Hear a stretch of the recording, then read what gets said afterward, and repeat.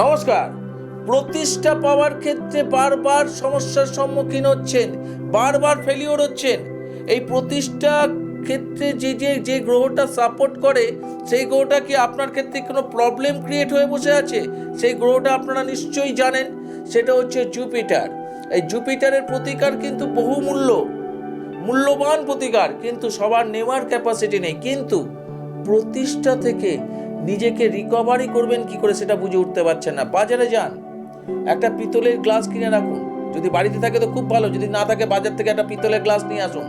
প্রত্যেক দিন জল রাখুন, রাত্রিবেলা খাবার জল, আর পরের দিন সকালে উঠে এই জলটা পান করুন এবং এই পিতলের গ্লাসেই জলটা খেতে থাকুন। প্রত্যেক দিন এই পিতলের গ্লাস ছাড়া অন্য কোনো গ্লাসের জল খাবেন না, এরকম খেতে থাকুন। আপনি লক্ষ্য করবেন জুপিটারের যে নিচস্থ সেটা কিন্তু ক্লিয়ার হচ্ছে এবং প্রতিষ্ঠা পাওয়ার ক্ষেত্রে যে বাধা সৃষ্টি হচ্ছিল সেটা কার্যকারিতা পেতে আরম্ভ করেছে। নমস্কার।